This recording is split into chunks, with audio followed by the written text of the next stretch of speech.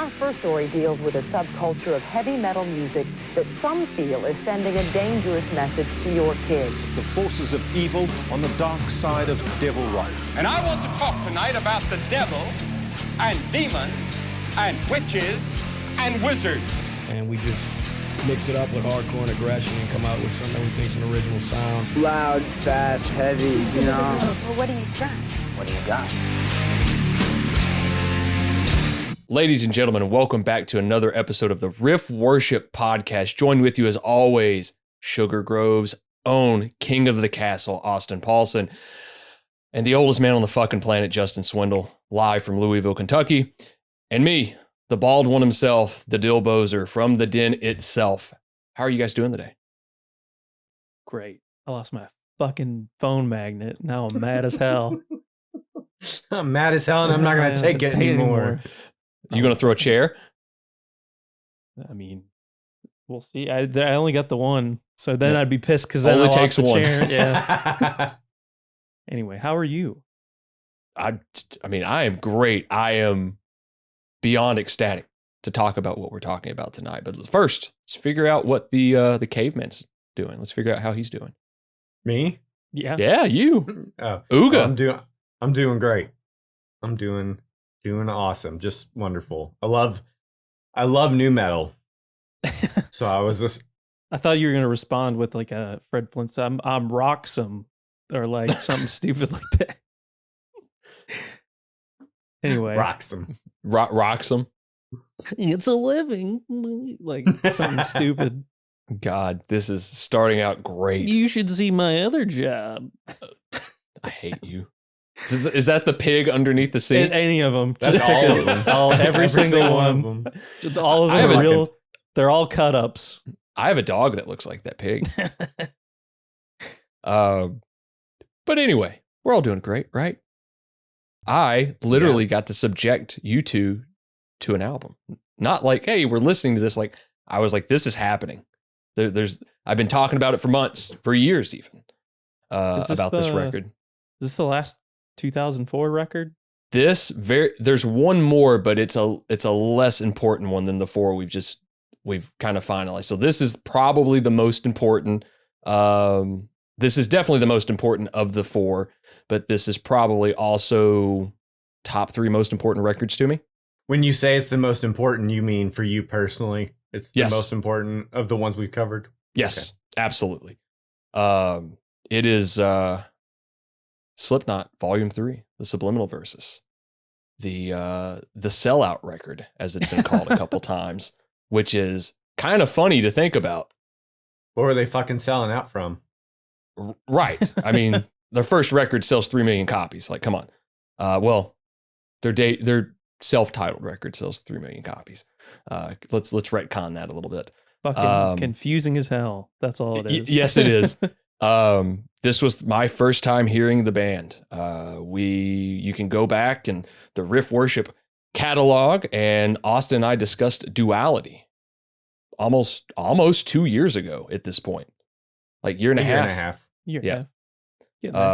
Sorry, when you get old like Swindle and I, the years just roll through, so it all feels like just a moment in time, right? Reel it in the years. I have had enough of mine. That's the actual album we're talking. We're talking about yes. Steely Dan today, baby. Retcon the episode. God, I'm hijacking this.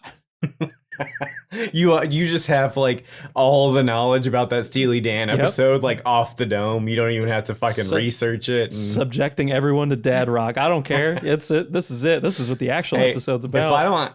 If I don't have to fucking listen to it, you could talk about whatever you fucking want to. that's great. I've never listened to Steely Dan other than I guess that song. Yeah, same. Anyway, but this record, sorry. Yeah, big. Hey, you're gonna edit it. Big deal record. Big fucking deal record for Dill. 2004, sitting in my basement, 14 years old. I'd heard Slipknot before a couple times. It's like 2 a.m, and I think it may have been the day the Duality video came out because I believe it dropped a couple days or a few days before the album released. And I saw all those kids descend like over that lawn into that fucking house, and it was all downhill from there for me. I'd heard heavy music before. I had Metallica records.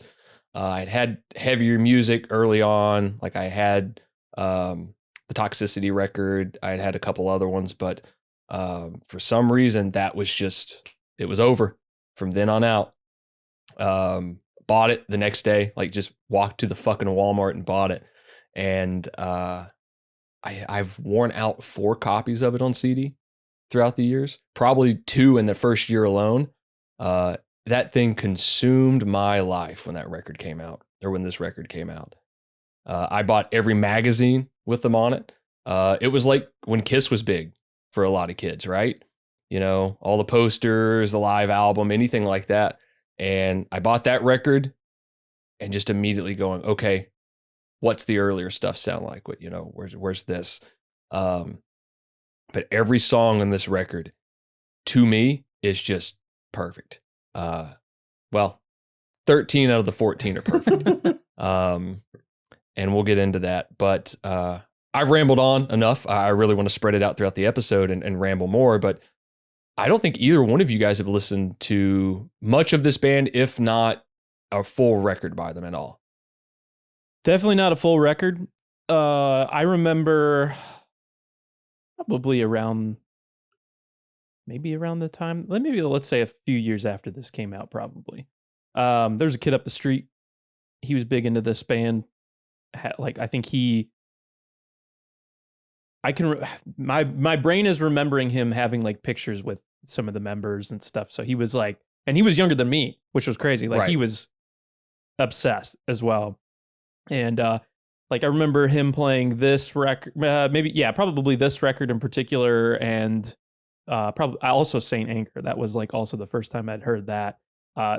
Both have some pretty interesting drum choices, which I'm sure we'll get into a little later. Yeah. But that's probably my earliest memory of this band. Also, I even sent like a Newgrounds, the flash thing that they had. Yeah. I remember there was like that weird fucking like animation of like the band getting like hung, and you could kind of scroll over each of the member and see who it was, and it's like Elmo and Ronald McDonald and like blah blah blah. But then as time goes on, you know, this band's everywhere.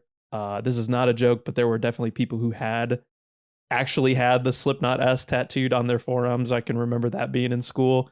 Yeah, it was everywhere. But I never really got into it ever at any point. The Duality video has definitely played a lot, many nights of us being together for sure. But this was the first time I had listened to an album in full. And I even went back and listened to all the albums that came, and every album that came before, including the demo. So, Swindle, how about you? I've listened to Iowa by myself, like chosen to listen to it, and not even because of this, but Good album to listen to alone. well, my like childhood best friend was a new metal nerd, so he was into Slipknot back like in 99 and 2001. To be honest, I didn't realize this album came out in like 2004. I was telling y'all like in Franklin there was a surprising amount of like new metal kids, Slipknot kids, and I was a freshman in high school in 2004, and I like there were a lot of people with Slipknot shirts, and looking back now it makes sense because they had just released a fucking album, but I did not understand. I didn't even gauge that at the time. It was just like, damn, people really like this band from 2001 still. Like, I don't know what that's about. It is, you know, you mentioned like the small town thing, and I think that's what this band was. I mean, they're a bunch of fucking weirdos from Iowa, right? There's 9 of them. 9 of them. There's 9 of them in this band doing different things to add to the textural approach of this band. And being from a small town, a really small town, and not really having a lot of relatable things. I grew up in the sticks. You know, Franklin's really small, but I think Franklin dwarfs the town I grew up in. And I could probably name all the people that were into aggressive music on one hand. That's because I was friends with them. this band in particular, like I think the first time I heard this band was I had a copy of the Scream 3 soundtrack, and it had a different mix of Wait and Bleed on it. So I heard that, liked that. I remember I was in middle school in 2001, so like 6th grade, whatever that is. I skipped school for 16 days in a row. I don't know how I made that happen, but I did. And I remember I sat at home and just watched MTV2 on repeat. So I saw like the My Plague video and the Left Behind video and didn't really grasp it at the time and like connect it at the time. I remember I wanted to buy the Iowa record, and my mother saw it and was like, there's a goat on the front of that. I think I know what that means. And she explained everything she knew as to what it meant. And it was, okay, I guess I'm just not getting that record right now. And, I picked up other different records, and I didn't really revisit the band until I saw that video again. And it was all over. It was, there's no other way to put it. Like I was headfirst into the deep end of what's the heaviest thing I can find? How heavier can I get? This was also the year that, heavy music was flourishing again. 2004, we've gone through the records. Ozfest was packed to the gills with bands like that, metalcore, new wave of American heavy metal, whatever you want to call it. New metal was dying, and if not dead. Limp Bizkit had released Results May Vary in 2003, and it sank like a lead weight. Korn had released Take a Look in the Mirror, again, like a lead weight. The Deftones released their self-titled record, and it sank as well. New metal was a dying thing unless your name was Slipknot. The most important Ampere released their record, All Our Tomorrows and Today. They sold tens, tens, hundreds of records. They went aluminum. But it's, I'm rambling on and on. It's because this record is such an important thing for me. But to give a little background into this band, right? We've mentioned that they had 2 albums prior to this. They had the self-titled record, and they had Iowa. The band debuts 1999. I've recently been thinking about this, and when I discovered the band in 2004, or really dove into the band in 2004, I got the 3rd record, right? The band's already cemented. They're a little different. They're maybe a little bit more accessible to the masses a little bit. When that debut album came out in 1999, and that thing hits the CD player, the boombox, that opening track on there, Sick. I mean, no one had probably heard anything like that unless they were listening to death metal bands at that point, or like a variation of hardcore or slam, or like we're really into underground music, and that's really intense shit on there. It was just 9 like gnarly fucking dudes, just playing whatever they could, the most intense shit possible, sometimes the weirdest stuff possible. Because there's some tracks on that record that are weird. Singles like Spit It Out, Surfacing, Wait and Bleed. Surfacing may not have been a single, but those are all really heavy tracks. And here we are 25 years later, and they're touring that record again. They're playing that record in its entirety on this tour. They're playing nothing after.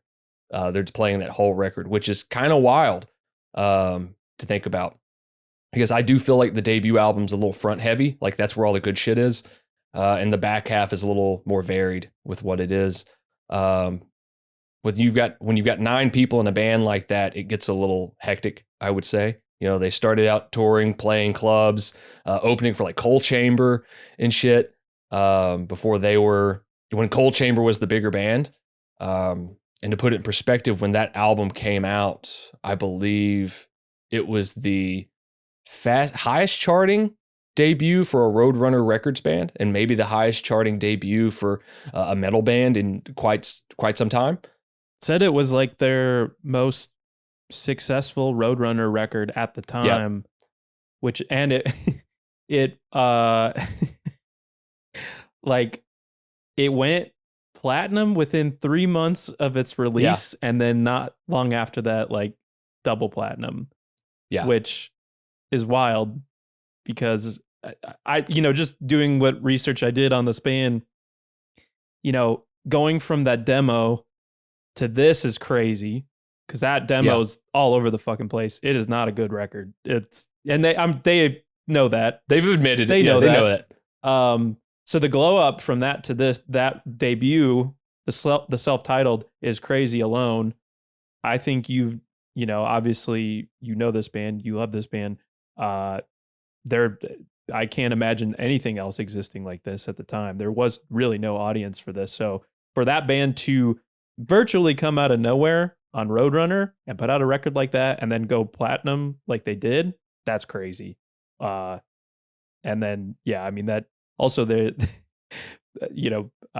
making money for Roadrunner on that deal that they signed, which I'm sure we'll get into, is like fucking, I didn't know anything about their the contract either.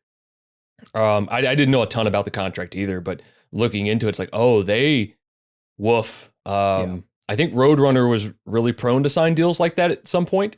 I know the biggest successes up to this record were like Sepultura's Chaos AD and Roots, Typo Negative's Bloody Kisses might have gone gold by this point. But like, that's it. Those are the most successful records that Roadrunner had put out. And then 99, like nu metal's kind of on, nu metal really started in like 94. Really started getting big around 98, 99. So they signed this band, and I would be interested to find out if Roadrunner actually had that demo or that first record, and they went, sure, we'll sign this band. Like, Roadrunner's signed some weird stuff, but it had to be a show. It had to be a live show. So I looked into this. Apparently they had a manager at the time, Sophia John, and they were like, Sophia John was like, who would you want to hear like your demos? Like, out of anybody in the world, like, who do you actually want to hear this? And it was Ross Robinson had come up because he was like the hot producer at the time. He'd done Korn's record, he'd done Limp Bizkit stuff. So she like sent out demos to him, and he agreed to come out to Iowa to meet the band, and they connected pretty quickly. And it's kind of crazy too to think in this time where, like, this is early internet, there's not really like a lot of information getting around like this. Apparently like A&R people were like out there all the time after that. They were trying to like, well, if this guy's going out, we got to see what this Slipknot band's all about. But no one was really interested. Like, nobody was willing to sign them. People were interested, but no one was willing to take the risk. Like, there was talks of a Sony executive, Sony Music came out, offered them a deal, saw a show, then retracted the deal. So really the way it worked was that Ross Robinson was interested. He wanted to sign them to an imprint. And also Monty Connor, who we had mentioned in the Death episode, that was like how Chuck Schuldiner and Andy LaRock got connected. He's he's in the Roadrunner Records world. His wife liked the band and also persuaded him to sign the band to Roadrunner. I read where Monty Connor had said Slipknot had been sending him like demos forever, but the one that really did it was Spit It Out. It was the first thing I heard with Corey, and that exact demo version is on the record. So that was like kind of how everything kind of came into play from what I read. It's also looking at these notes here and reading that they were signed for a 7-album deal for $500,000. Yeah. Think about that. That is for 1999 money. That is woof. Yeah. 7 albums, $500,000. You have 9 people to share that with.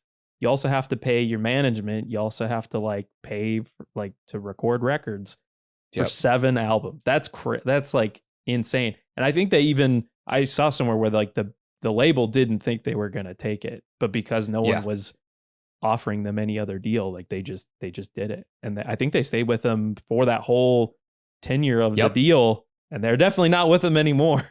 Nope. They just finished their contract with their most recent release, and they have I think in interviews promoting that record, they're like they're not even passive aggressively shitting on the label. They're just not they're not heaping a heavy ton of shit on them. They're going like, yep, this is what we dealt with and this is where we're moving. Yep. They made them like they started making money really fucking quick, I guess. If all they had to pay back was $500,000 and they went double platinum on their first record, then doesn't that mean they got basically all the sales after $500,000? You would think. You would think. We're going to find out soon enough that the money woes continue throughout the first 3 records of this band's career. But basically, first record comes out, they tour a shit ton for it. It's 9 people in a tour bus. Hell, probably 9 people in a van at one point, I would imagine. And they toured hard. They were on Ozfest. They did all these fucking tours for this record. And saying that they built up anticipation for the second record would be understating that a lot. Toured for this record for probably a year and some change, took some time, kind of standard, kind of rinse and repeat cycle for records. And you get to the year 2001 and you get an album that is released at the tail end of 2021 or at tail end of 2001, being Iowa on August 28th of 2001, if I remember correctly. And it arguably is the heaviest thing to ever debut in the top 3, like the Billboard top 3. I mean, the opening, maybe not the opening track itself, because that's kind of a noise and like it's like a guy screaming. It's Sid screaming for like 35 seconds. But the opening track, People Equal Shit, is just blast beats. Like it's just blast beats and the most intense thing you could hear coming off of essentially a major label record. Releases on August 28th. Debuts at number 2 on the Billboard 200. Debuts at number 3. This one debuts at number 2. Debuts at number 3, Billboard 200. They were back and they were more popular than ever. I think the self-titled debuted at 54 or something like that. Fans were into it. You know, kids in small towns like me were really into this shit at this time. You know, the music was extremely negative. It was accessible to an extent, but it was weird too. It wasn't just straightforward heavy music right in the gate. Like there's some weird tracks on Iowa. I mean, there's a 14-minute closing track. Yeah, on there. The first one kind of had like a weird closer. It's got some weird stuff too. This one kind of does too. We'll get into that a little later, but I like you mentioned. Yeah, it's like dark, bleak music, and there's a reason for that. I mean, this whole process was just like hell for everyone involved. Like you mentioned, like all of the anticipation created a stress on the band. I mean, the recording process. I mean, the guy. I mean, I'm sure it wasn't easy.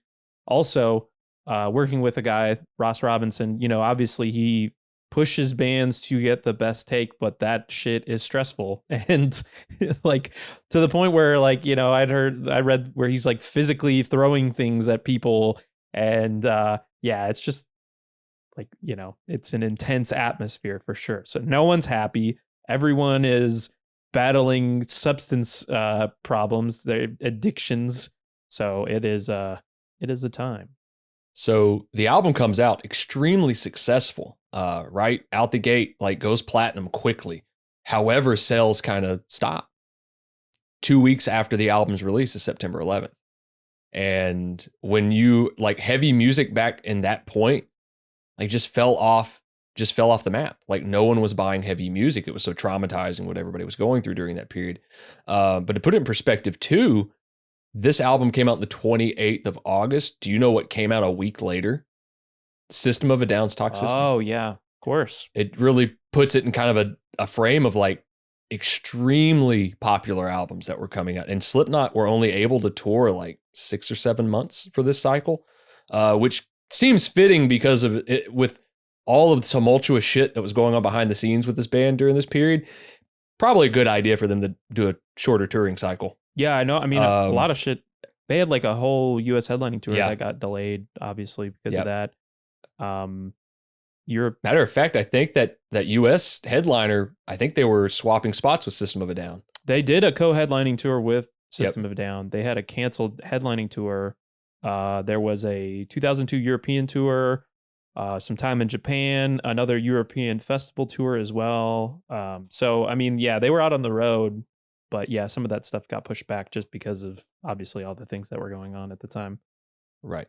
What and happened? not oh my God, who'd he ever beat? Who'd he ever beat? And not to gloss over these records, because they're both extremely important records, I think, in kind of the heavy metal legacy. But it kind of builds us to where we're getting now, right? They released Iowa in 2001 and the band is essentially falling apart. It's extremely successful. It's falling apart. Everybody's in terrible spots in their life. Substance abuse problems, relationship issues, money issues. When they signed with Roadrunner, they signed the deal. Go ahead. And that's just me. That doesn't even have anything to do with Slipknot. The God. money issues, the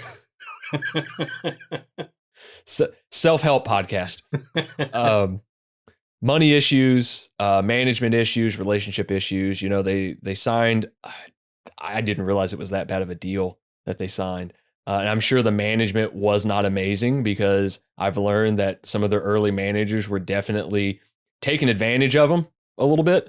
When you've got 9 people in a band and you got to pay 9 people plus whoever's doing your paying your techs, paying your roadies, paying for the bus, all of this stuff, paying for recordings.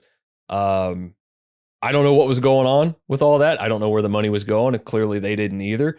I mean, some of the guys were probably living check to check like everybody is. And that's pretty fucking wild. So they kind of went their separate ways for a while. Corey and Jim ended up going to, they kind of, reformed Stone Sour. And Stone Sour put out a record. Joey did Murder Dolls. Sean did a project. Sid started going a little bit further with his DJ career at that point. And some of the other guys were just kind of out of the limelight for a while. So I guess it was time to put out another record. Maybe they started writing more stuff, and we start talking about what's the next thing to come for Slipknot. I know Swindle's heard. I don't know if you've listened to the full Stone Sour record or if you've just heard the original single, Bother. right. So I believe it was on the Spider-Man 2 or Spider-Man soundtrack, like the Tobey Maguire soundtrack. It probably got overshadowed by the Chad Kroeger, Josie Scott song. If it was, because I think they're on the same soundtrack. I could be wrong. I was actually thinking that the last song on this album, Danger Keep Away, I feel like that would fit in with like that Stone Sour era, like the first Stone, or I don't know if it's the first Stone Sour album, but it is that era of Stone Sour. Yeah. Not to get too ahead, it's like there's a couple post grungy kind of sounded songs on this record for sure. I could see that. Yeah. But that Stone Sour record too is kind of a weird. I mean, Jim's writing on that Stone Sour record, right? And he really didn't have a ton of writing credits to him. The first record he actually was able to get a lot of writing time on was Iowa. But you've got the Murder Dolls record that came out, and the Murder Dolls are kind of like this horror glam punk band. I haven't spent a ton of time with them, but it was Joey's project. Joey's playing guitar, and they went out, they did separate things, and it seemed like they're all still really pissed off at each other when they were getting together to write this record. Because as we found out, the recording process for this record was interesting, to say the least. They hooked up with legendary record producer Rick Rubin. Moved into the Houdini mansion.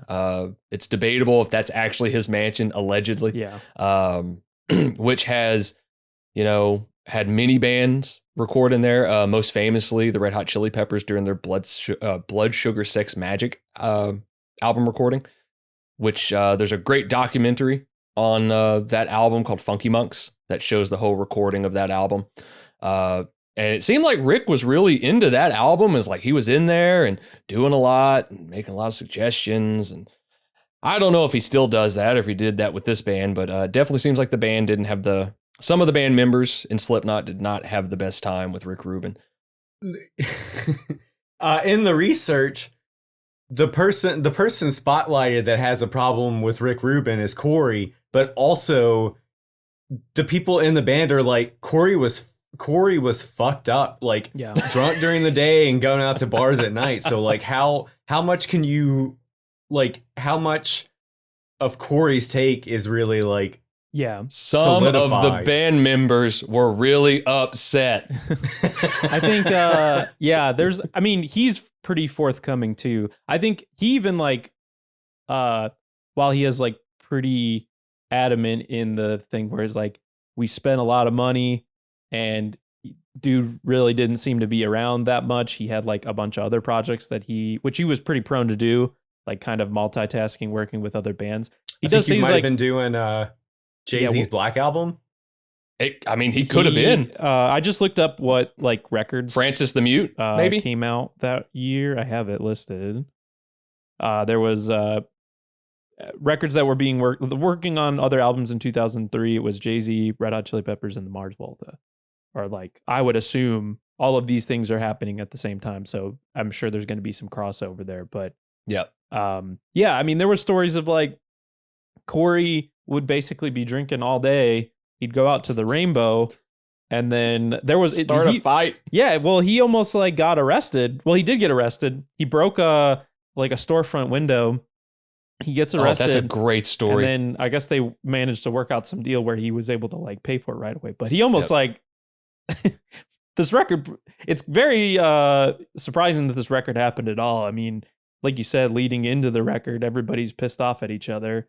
I think Paul had even gotten arrested briefly for like a minor like car collision.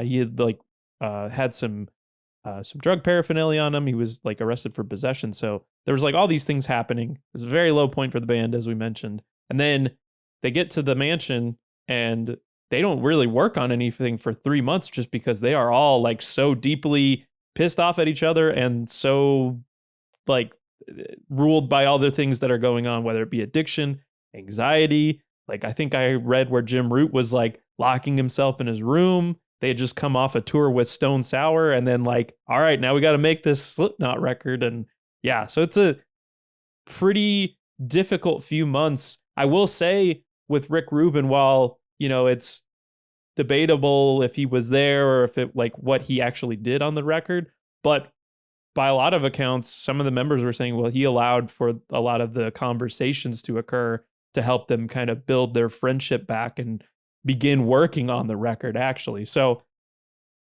I wasn't there. I could only, I only know so much, but that's what we at least, put down in the research. So some of the band was really upset with Rick's input on the record. Yeah, but no, you're right on that. I mean, there were a lot of heightened emotions and probably some altered states of mind going into this, alcohol, other substances, which probably added to impact to the anxiety and the tension and the stress for this record. And I'm sure Rick being Rick's like, I'm being paid to do a job. I'm just here to help you guys put out a record that's going to sound good and represent you. I'm not here to be your babysitter, basically. They're there for 3 months. Money's being spent. I'm sure at some point he's like, hey, I'm essentially on retainer. When you guys are ready to record, you figure it out and I'll be in. But right, you mentioned Paul's issues that he had. And I think in reflection of the Iowa album cycle going into this album, he basically was watching what he referred to as his family falling apart around him. And he dove deeper and deeper into his depression and whatever issues he might have had at the time. I mean, there were points where he had ideas, but he could barely record them with his issues. And, I'm not going to dig into that side of things just because he's no longer here. Joey would show up to the studio. Nobody was doing anything. So he dove into that. And what I kind of surmised is that Joey and Paul were kind of the writing partners with this band. They wrote a lot of the material in here. And then Sean is kind of the kind of center point of there. He and Paul formed the band, and Joey came a little bit later, and they were kind of the glue that held the band together and kept everybody tied together. And it finally took him coming in and going, okay, look, we're having a problem. We're not unfixable, but we're falling apart right now.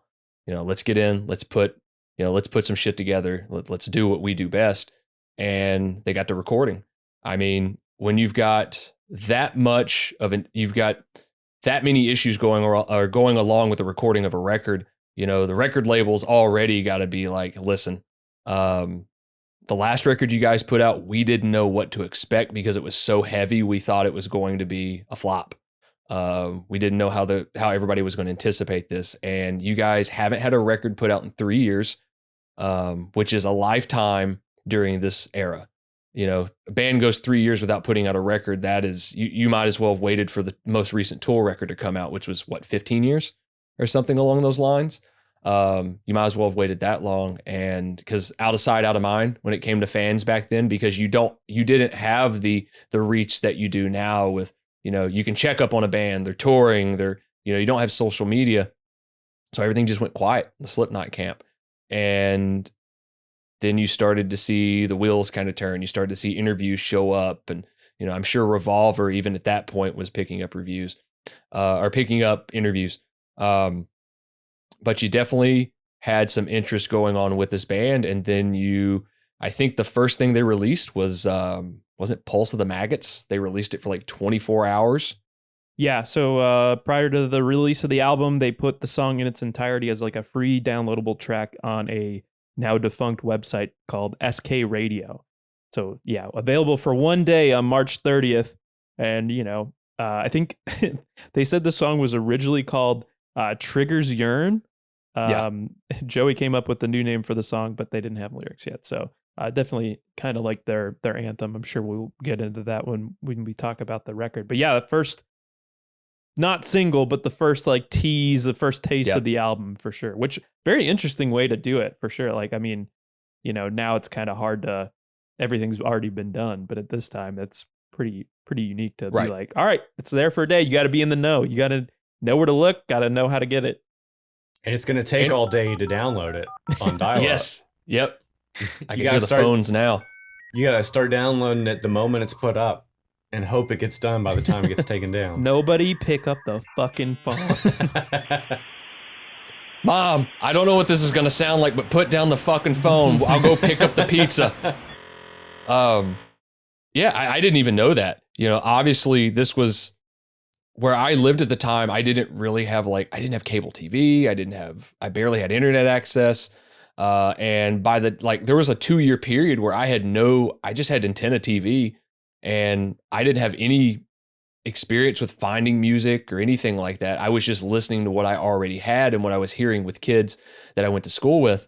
And we moved into another spot and we got cable. And if it wasn't for that, I wouldn't have found this Slipknot record. I wouldn't have found this band and dug into this band the way I did. But I mentioned the Duality video, that gets released as a single. And first one. It's the first single for the record. And what a way to start out a new album cycle. What a way to start out, kind of reintroducing yourself to the world a bit. The band is known to be tumultuous. They came back. They got new mask. They look a little bit different. Sounds a little bit different. Actually sounds almost like a 180 compared to the album before it. This is a little bit more kind of groove metal, even a little bit of kind of post grunge, as you mentioned. Maybe even some I guess groove metal's like kind of Pantera, but there's still some of the death metal aspects to this record.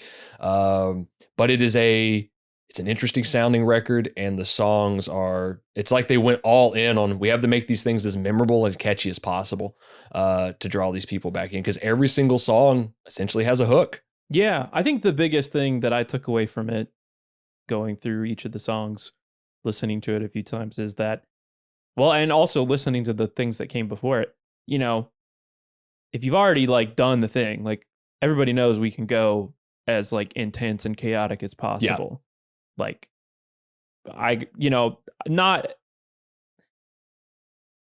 I don't know if I like every track on this record, but I will say that I do commend this band for doing something different, because they could have just done exactly what they did before and made fucking Iowa 2, but they didn't. Yeah. And I think they wanted to make like you said, a hooky record, a catchy record, like more of an arena record, which this definitely sounds more like an arena record, an accessible record, while still having all of these like very crazy elements. Like it's wild to me that any of these records would have charted at like, you know, like for it being the way that they sound. So yeah, I think they succeeded in that. I'm sure we'll get into it more as we talk about the songs. I don't know. Is there anything that we want to touch on before we get into the tracks?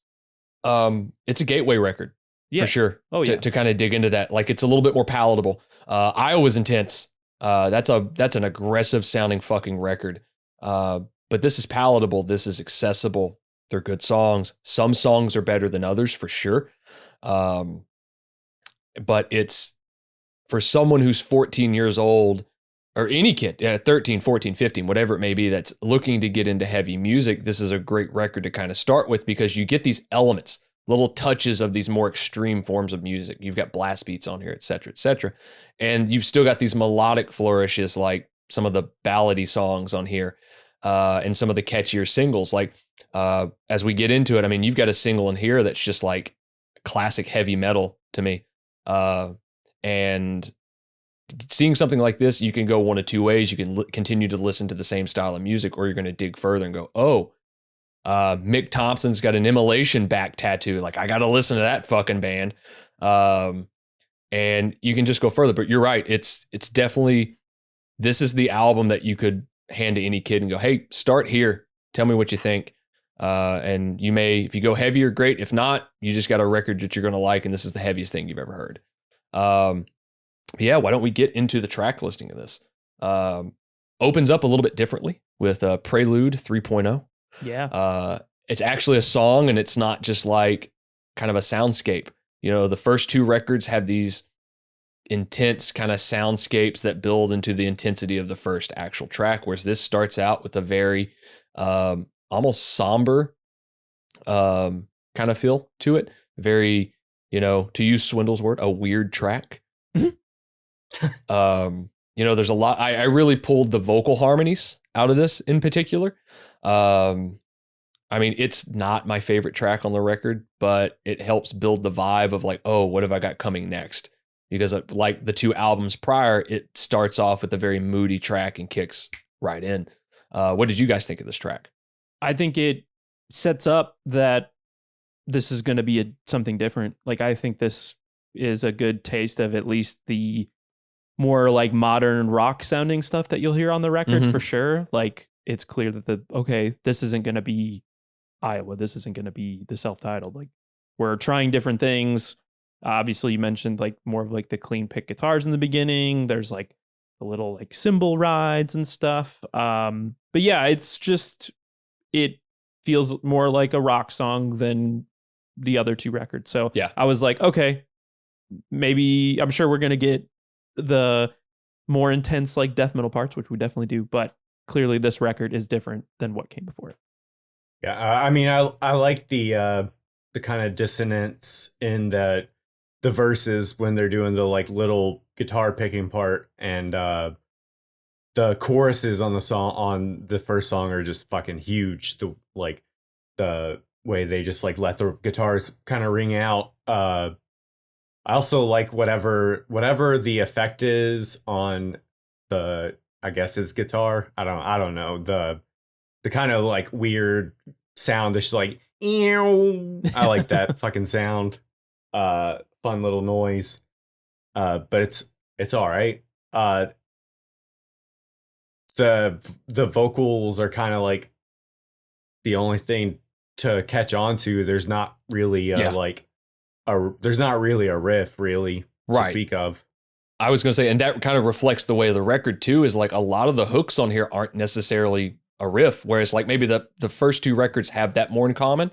This is more like, this is kind of classic rock or modern rock kind of styling where it is the vocal hook. Like I always think of there's these vocal harmonies at the end that are always like, oh, this is fucking cool. How it kind of builds that anticipation at the end, the drums kick in. You can really hear how it's kind of typical Rick Rubin production. It kind of pushes in the red a little bit. You hear it distort. The vocals are kind of distorted.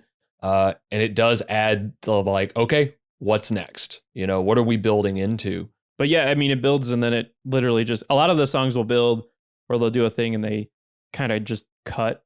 It's sometimes it's a little jarring, and I'm sure that was purposeful, obviously, but yeah, it really just cuts into The Blister Exists. And I will preface this by saying that I think Joey Jordison is an amazing drummer. There are so many great things about this record that he does, the fills, the way he plays alongside like the guitars. Everything that he does is like really cool. However, the sound of the drums on this record is dog terrible. Shit. It is absolutely awful. Terrible. This song in particular was like, I couldn't even enjoy what he was doing. Like the way it sounds so clicky and flat, and there's like no oomph to it whatsoever. And it does a real disservice to like his playing, because he is like an incredible drummer. Yes. But yeah, this song in particular, I'll say, I got used to it as I went on, but it was so distracting that I like almost couldn't enjoy the rest of the track.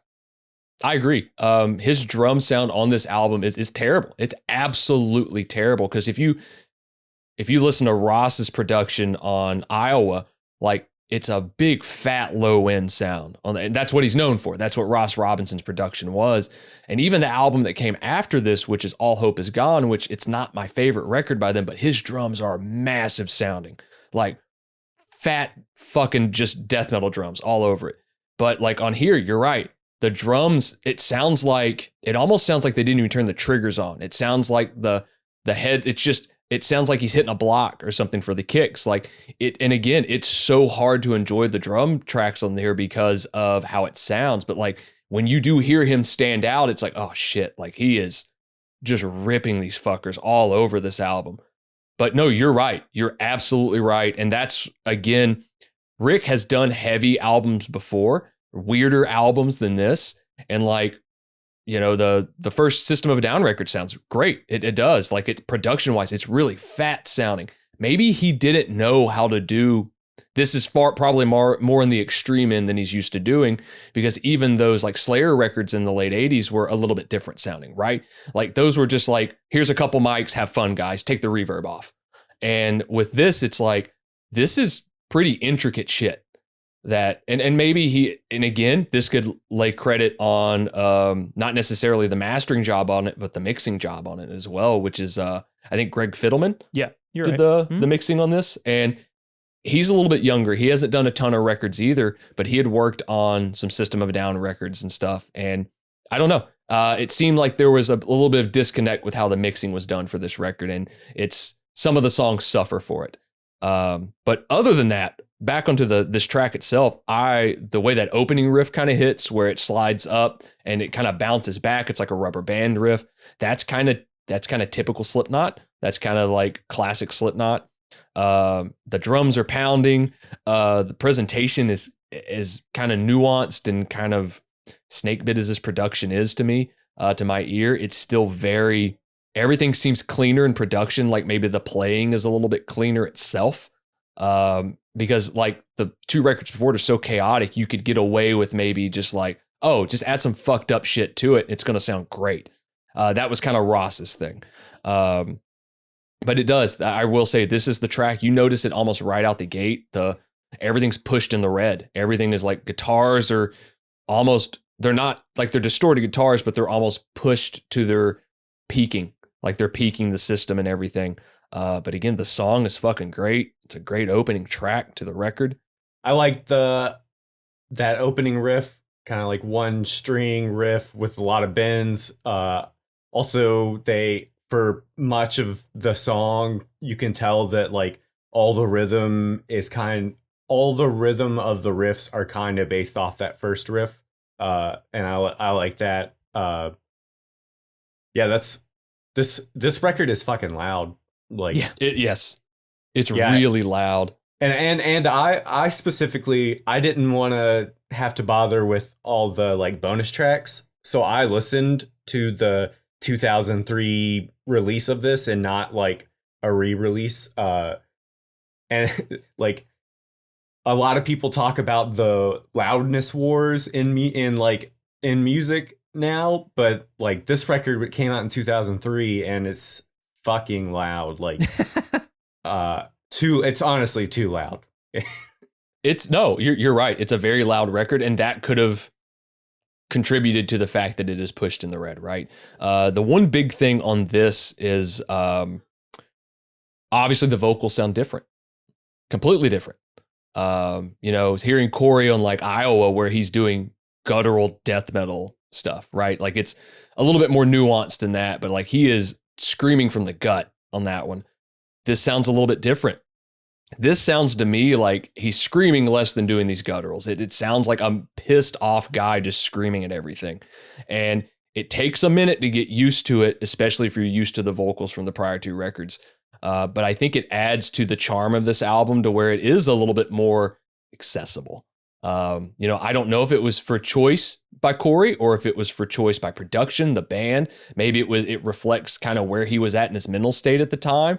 Maybe the alcohol was affecting his voice, but I know he's not happy with his vocal performance on the record and some of the takes that were used, but I think it's got a lot of character to it. And I've always kind of liked how he sounded in here. I think clean vocal wise, he's never sounded better. Yeah, he's got range. I like that they do a lot of the layered vocals. They're almost kind of contrasting with the cleaner or like the distorted screams and stuff like that. One of the 2004. I don't know if it was. I don't think it's on this track in particular. Maybe it'll definitely come up again as we go through. But that 2004 was the year of the distorted radio effect, apparently, as we've kind of gone through a lot of these records. Everybody, or most of the records, I feel like had something close to that. That Kill Switch record. Hey man, everyone got the Pro Tools update. Yeah. Everyone got that new effect on Pro Tools. But again, great track, great opening track. It's got the cool drum marching part, so you really get the vibe of like, oh, there's a reason there's like 3 percussionists in the fucking band. You can do stuff like this with it. And this might be one of the first tracks you really get a glance into that. The other records are just intensity the entire time. This one you get nuance. 3-0, the next track, which is one of my favorite tracks on the record. Former bandmate of mine, Cody Stewart, and I had a chat about this record when we did the Duality episode. And he goes, that's the first album I ever heard a blast beat on or knew what a fucking blast beat was, because it kicks right in, it starts building that tension, and then it's just fucking blast beats right there.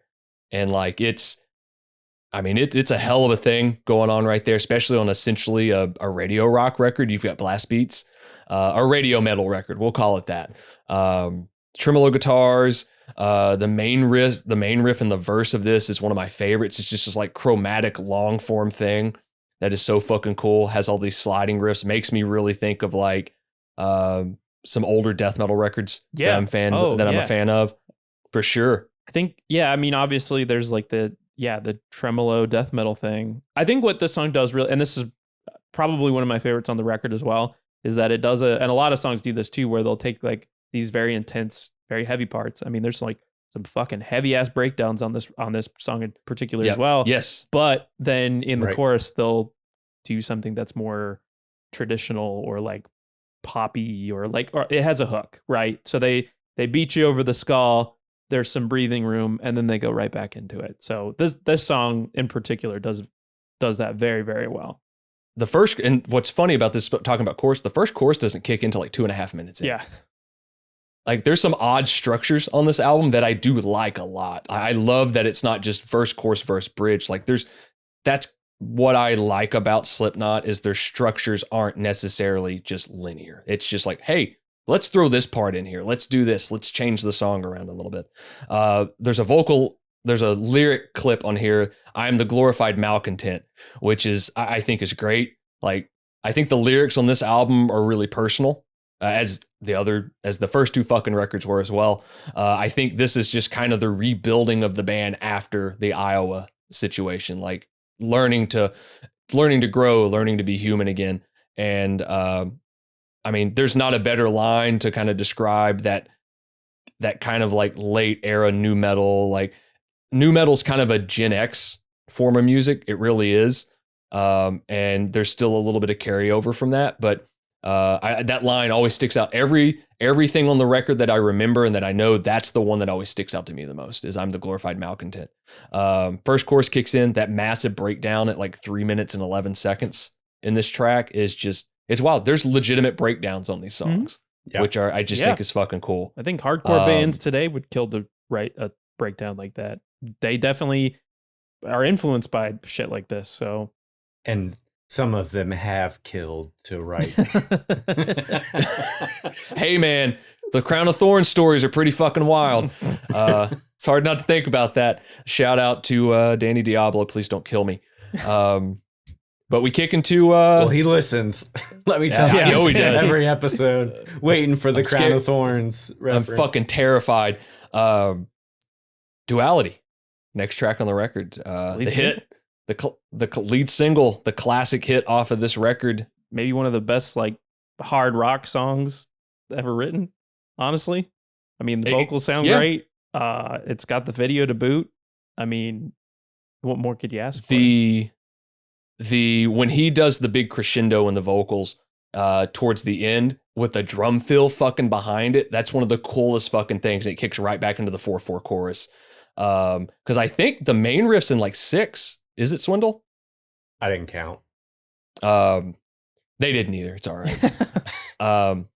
But what I love about the album version of this, right, is you get the slowdown that you don't get on the single version. And when I first heard that, I went, "Holy shit! How did this not make the single?" I mean, I get it's just the same part played but slow. Where it's like, Jesus, just leave it on there. Yeah, it is funny that they didn't just like leave it the way it is, because one thing that they like make a point to tell you about like the lyrical themes about this record is that he made a point to not use like as much profanity, because young bands, I'm sure they do that all the time, where you just fuck shit whatever. Like this record really doesn't have that, so it's kind of interesting to hear that like they didn't they just had to nix it, I guess, for the radio. I don't know. I really love that they halftime it or whatever, and then they immediately change it back to normal speed. It's not just a breakdown to end the song. It's like we're gonna make everyone thrown a little wonky. Yeah. There's points in the vocal performance on this song too that I don't think he's recorded in the mask. At least I hope not, because that would have been painful. But there's points in there where it sounds like he's in the mask, like he's inhaling, and it sounds like there's just a mouthful of saliva. And it's like he's saying these parts with this vitriol and everything behind it. And that, like, I just think that's really intense to hear that type of performance. And I will give Rick credit to that, is that he got a really interesting vocal performance out of Corey on these tracks, because you hear fucking nuance. You hear like tongue clicking against the teeth, or like spit, the whole nine. And I always think that's really cool to hear on the record. But again, it's a classic heavy metal song. It was fucking everywhere. I mean, it was in video games. They were making like, I don't know if you guys saw they had a TV performance on like Jay Leno, like this band on Leno. Jimmy Kimmel. Yeah. They were on Kimmel with it as well. Conan. But this also, the song nominated for a Grammy, it loses to which band, Dylan? Velvet Revolver. Slither. Yeah. Slither loses to Velvet Revolver. Nah, the Grammys were a thing. Hey, they eventually got their theirs. flowers. Yeah, they eventually got theirs. But yeah. But no, you're right. This thing was everywhere. Video games. It was in movies, I'm sure. It was fucking everywhere. We'll get to it, but yeah, there's definitely a few songs featured in some movies as well on this record. But Opium of the People. That intro is fucking great. It's weird. It's very weird. Those fucking harmonized guitars. Yeah, it's again, for this album to be as like huge as it was and have like that weird, like those very weird little kind of like, I don't want to say, there's some like shreddy type of moments on this record, but like to go from those, it's almost like a bug swarming around in your head, and then it goes into those like very sporadic kind of blasts, and then goes like right back. It's very, very weird. It kind of, not exactly, but it reminds me of like Sugar by System of a Down. Like There, it was very System of a Down, like reminiscent, just like the little chromatic like half note thing. yeah, right, Yep. and the blast Absolutely. beat, because that the sugar part has like a blast beat too or something, I right? think you're right. There's blast on that first System of a Down record for sure. There's blast on the second one. What am I talking about? Yeah. But yeah, 100%. I felt that kind of like swarm of bees part with the harmonized guitars, because they're both playing completely different things. They just sound good together. It sounds like a mess, which is kind of fucking cool. But it goes into like the one riff on the record I would attribute as being kind of Pantera-esque in vibe. It kind of goes right into that. And there's almost this like the verses are this almost like grind or hardcore-esque part with how the power chords are kind of played throughout it, this kind of intense speed. There were a lot of parts that like a lot of verses on this album. The riffs are kind of just like rhythms more than like the notes on the riffs stay the same or very similar. It's just rhythmically it's different. It reminds me of like Cowboys from Hell. The verse is just an open note the whole time basically, but the rhythm is different. Or like 5 Minutes Alone, the verse is just that tritone. Yeah, but it just like the rhythm changes and makes it like more interesting. I got that a lot on this album. Like there are a lot of verses that it's like either open or there's like 2 or 3 chords, but they just do weird shit with the rhythms. And I think that attributes a lot to maybe the songwriting on this record too. They maybe dove a little bit more into that aspect with the band of like, let's write songs. We've done the heavy thing, as Austin said. We've done that and we know we can do that. Let's kind of put more songs to paper. So let's save those riffs for more impactful moments. And sometimes the verses are typically like vocal lines that you remember, right? With this track in particular, it's got kind of that hardcore, grindy kind of like verse part that made me immediately think of like the 1 Foot Blast for whatever. But it's got this great kind of chorus mosh call out at about 2 minutes in that I just think is fucking cool. Flows right into this like pounding halftime groove as well. And it's just, they know what they're fucking doing. They knew exactly what they were doing. The drum fill before that halftime fill is intense and insane. It's amazing the amount of drum hits and different things he can squeeze into a 4-second part of a song. It's like, fuck it. Like I know what I'm doing. I mean, he's the only drummer I've ever seen that's done like the Tommy Lee thing without being Tommy Lee. Like they would strap him into his drum kit and like on one of the big Iowa tours, he would be lifted up in the air and they'd turn the kit upside down. They'd bring it prone, they'd spin it around, and then they'd set him down. He wouldn't miss a fucking beat. I mean, he wasn't like drinking Jack Daniels while he did that. So like I guess I give Tommy credit for that. You heard it here first. Yeah, those Motley Crue parts, they're just as technically insane as the fucking Slipknot parts, right?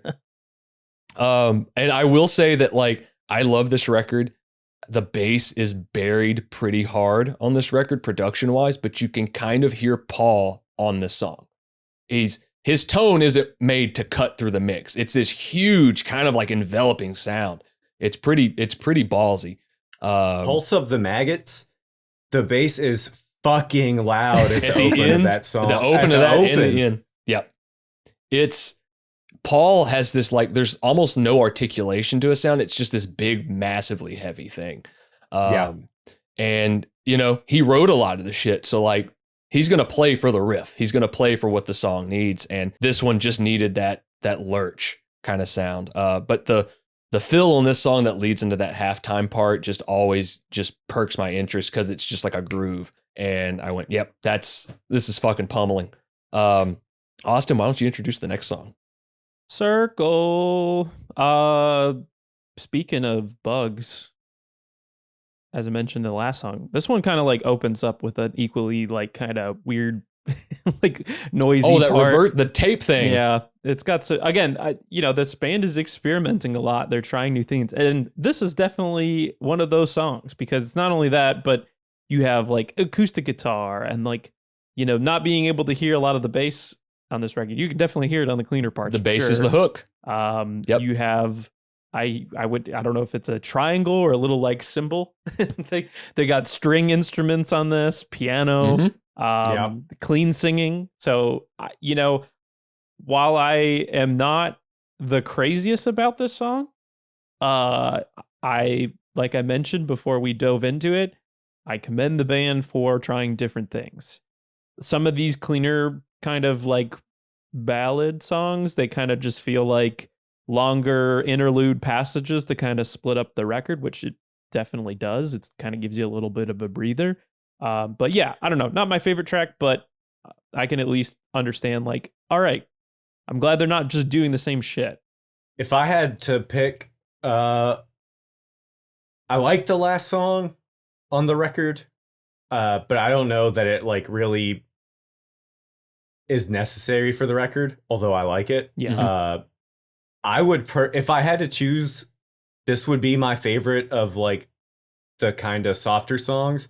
I would completely get rid of Vermilion Part 2, to be honest. Like, really? I would just have dropped that song from the whole fucking album. I love that song. Oh man, I could kind of get rid of either one of them, to be honest with you. Vermilion 1 or 2, I don't really care for that much. I think Vermilion 2 is better than the first one. But I love the sequencing of that track. Of course, like I heard this when I was 14 years old, so like this was all new. If I heard it now, I would definitely go back and go like, yeah, you could cut this, you could cut this, you could cut this, because it sounds like stuff I've heard before. But Circle in particular, it's the most Stone Sour sounding track on the record to me. It's also probably one of the older songs on the album. It was written in like 2001, like the first part of it was. Matter of fact, I think the recording of this may have been done during that time frame, and this might actually be that take. It does sound a little bit different. But on here, I really like the fact that the bass is kind of the carrying point in the chorus. There's some keyboard a little bit under there. I think the keyboard is mirroring what the bass is playing or vice versa. I like the string sections on here a lot. There's also a really gnarly fuzzed out guitar or keyboard kind of at the back. It almost sounds like a distorted keyboard, even more so than a guitar now thinking about it.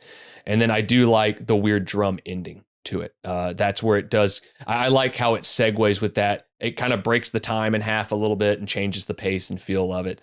But then you kick into just a really fast, intense song with Welcome. Yeah.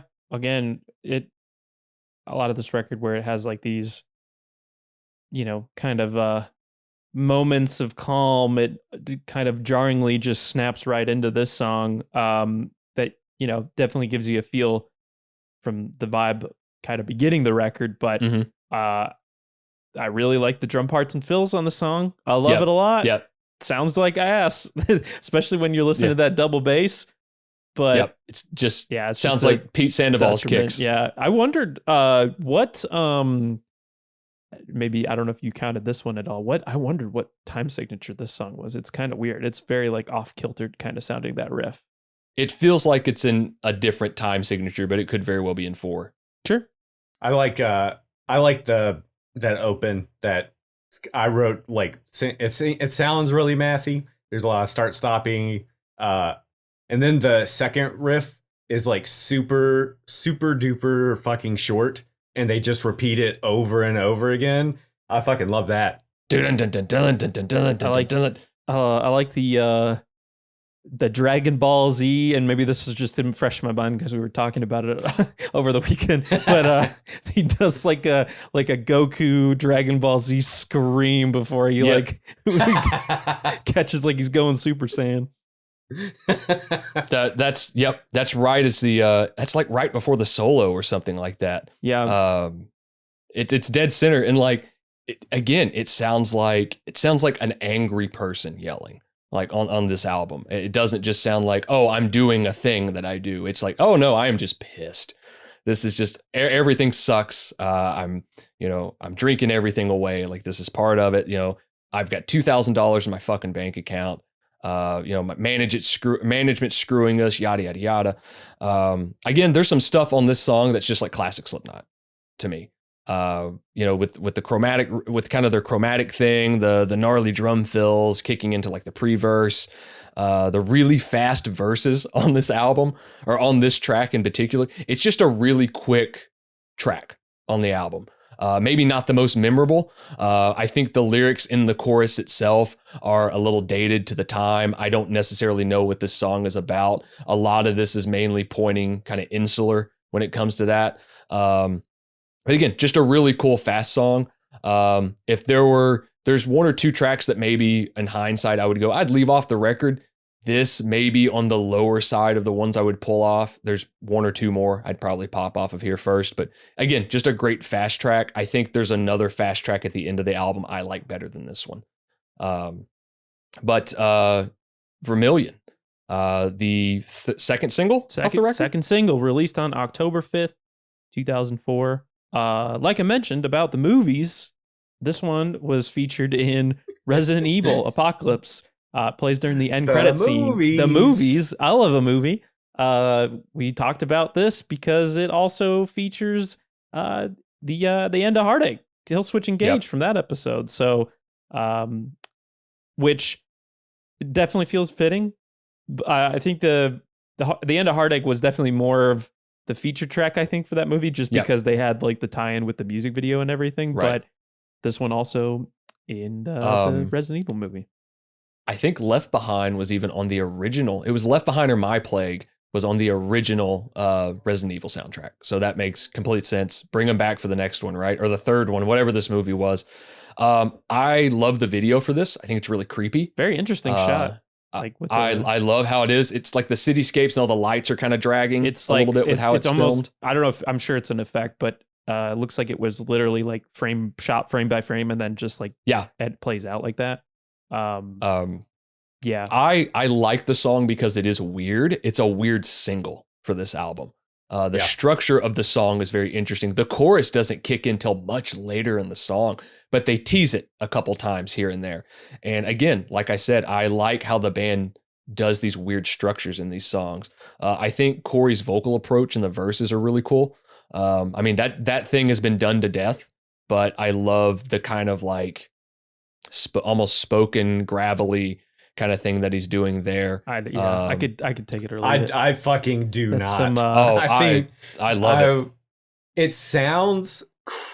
It sounds creepy, and the lyrics are creepy. Yes, like it's written. It's about being It's about a stalker being song. like a stalker. Yeah. Yep. And the vocals sound like he is being a stalker, and I don't like that. Yeah. I love it. I think I prefer there's the layered parts where he's screaming, and like I think those sound like the most anguished like screams on the record. Like those are some of my favorite parts.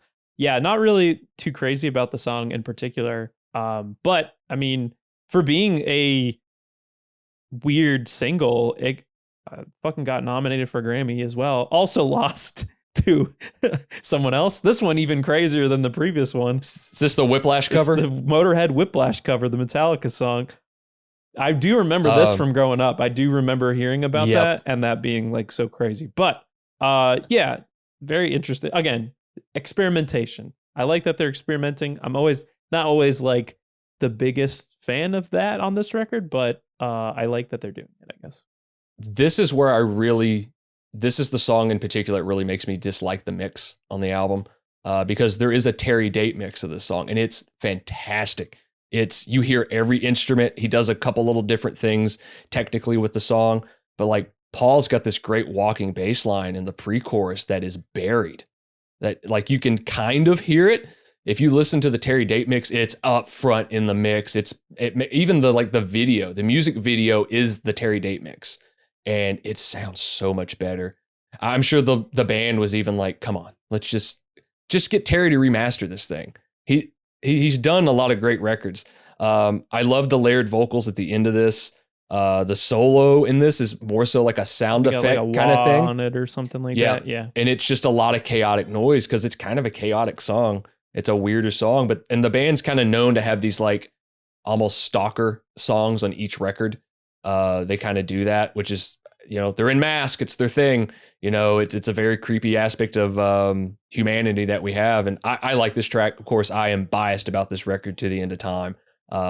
If this album had a song that was nothing but like people sitting around like cracking terrible jokes to each other, I'd probably go like, that's a Grammy nominated track. It's the best thing on the planet.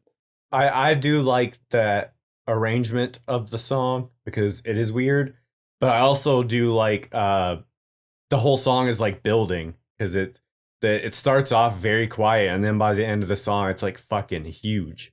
It builds to that like final chorus, right? It's like the chorus is built. That's okay. So bringing that up, like it starts out and it's like a snippet of the chorus. Then the second chorus is a little bit different. And then it builds to that final crescendo of a chorus. There's another song on the album that does that as well. It works, thematically, I guess. It's how it was described when I was doing research was like, here's the thing that's happening. Here's the series of events. This is it. Like right. This is the stalker is doing his thing.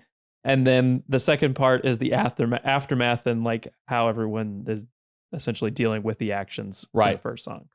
So then the next song is Pulse of the Maggots. The anthem, right? Is that what they call their fans? The anthem. The maggots or whatever. Yeah, that's it. That's the one. Oh shit! Oh my Sorry. God. Hold on. I don't know what happened. Hold on. Turned it off. What in the fuck? This guy. I don't know what I did. Give me a second. My God. This is his episode, and he's jeopardizing it. All right. Oh, it was a ruse. It was a ruse. God, you've been rused. Wow. He's one of them. Oh, it's one of them. Hold on.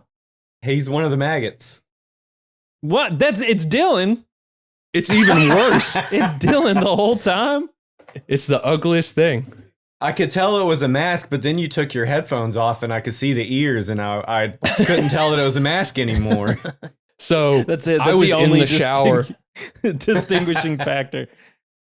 I was in the shower 2 nights ago, and just went, I remember I screamed and Lauren runs in. I go, how quick can we get a mask?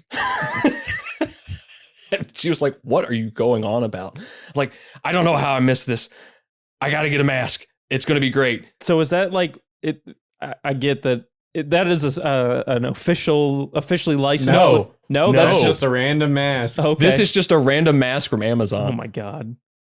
And he got it just for just for that little snippet. A bit. But Pulse of the Maggots, Swindle. Bass is fucking loud at the beginning of the song. I didn't know at the end of the song, but that's what you said, Dylan. I also was telling Dylan while you were pissed off looking around your room that at the end of this fucking song, I was just like, this song has been too much. Oh, really? It's fucking so loud and overstimulating. There's a lot fucking going on. I was just like, this is too much. This is too fucking much. This whole album to me with Jim and Mick, it feels like watching a Rube Goldberg machine or that scene in Happy Gilmore during the putt where you're just seeing where it goes because there's there's not always a clear destination of what they're going to do rhythmically. So you're just kind of what the fuck is happening? But I do like a lot of the riffs. I will say, yes, sonically, there's a lot of weird shit going on too. I mean, if I have to say this is the anthem, very clearly stated in the beginning too, with the air raid sirens and there's marching and cheering and Corey's trying to rally the troops, rally the maggots. But yeah, there's a lot of weird shit, those electronic kind of swell hits and the phasers. There's just so much going on for sure. The thing that always stuck out to this track for me is when I was a kid, I couldn't figure out if one of the guys was just really good at pick sliding or if that was Sid. Obviously, much later, I was like, oh, that's Sid's part, the kind of turntable part in there. I was like, dude, Jim or Mick are putting these picks on these strings through hell. like just sliding them rhythmically like that. They brought in Tom Morello just for the. But yeah, you know what? The solo in Vermilion very much gave me Tom Morello vibes with just the kind of soundscapes and noises. But I'm not a big fan of the intro necessarily, meaning like the whole like sequencing. I get it, like I get the part, but like the opening riff to this is so wild and so crazy. Of like, you're right. It's just like, what else can we do in this song to make it sound cool to our ears? And it's just like, well, we went here, now we're going around the bend, oh wait, and we're going under the boat, now we're in the boat. Oh, we're back out of the boat. It's fucking great. It's chaotic in nature, which a lot of this band is nothing but pure chaos. When you've got 9 people, just like these dudes were playing clubs with 9 people on stage. There's like Coal Chamber tour stories where they were opening for Coal Chamber. And they would have to play on the stage, and their stuff was set up in front of the headliner band. So they've got like a foot worth of space with 9 people. There were some shows they couldn't even fit all the people on the stage. And just knowing that chaos, and then hearing and listening to the music that reflects that chaos. This track, the main riff itself is just like 14 riffs in one. The weird like buildups in it, the Slayer chaotic solos at the end that are just going Jim and Mick back and forth. A lot of trading off like that on this record. For yes, sure. Those guys were. That might have been a Rick thing. I get a vibe that Rick was like, let these guys play. I like it too. Let them play. I do too. And not just because it's like, obviously they're very talented, but I think what's cool about that and the way those sounds are like, the way they're set up, the way their tones are. I think each of their playing like has their own, like, it's almost like its own characteristic, its own style. So you can very easily distinguish who's who. Very, very cool. The ending of this, the bass is really loud in the whole song, but the ending where like some of the guitars are like, they're playing the pinch harmonic kind of riff there. And the bass is just, you can hear it just gurgling under it, and it's pushing that and almost making the track kind of swim a little bit. But Corey's vocals on top, that with the say it again part is just intense, because it ends with just him going, "We won't die." And then it kicks into the probably my favorite or least favorite, depending on what day it is, of the singles on this album, which is Before I Forget. The one that won him a Grammy. It won him a Grammy. It's the most straightforward track on the record, I think. I think it is, if Duality is a classic heavy metal single, I think this is more of like a classic rock kind of single, because it's only like 3 parts. There's not really like a crazy wild riff in it, but the intro riff is, I mean, this pounding thing. It's a pounding, driving song. That hammer-on pull-off riff. Yeah. Zach Wilde couldn't have written it better himself, honestly. I took note that I liked that riff. And I'm gonna say something that might be, it might piss people off. I don't think the bridge of this song fits with any of the rest of this song at all. Like going into the last chorus, I was like, "What? Why does this sound completely out of the fucking blue?" Oh, where it goes from like those like, it's hyper melodic. Yeah. Because it's a weird part for this song, but what isn't weird about this fucking band? What isn't strange about it? For sure. Like it definitely, it's not the most, it's not like the most cohesive thing, right? It doesn't feel like it would fit. It's my favorite part of the song for that reason. It's like it's so out of the blue and weird. It's like, oh, it's kind of the one hyper melodic thing on the song, because the rest of it's just like 4 on the floor, just driving kind of beat. I love the video for this song, because it is just them in a room, kind of it's like a white room. They're losing their minds. They're not in mask. It's a lot of close-ups on like their eyes and their hands and everything like that. But again, it's Grammy award-winning song. I think the band's only Grammy. Yeah, I think, that's what I read as well.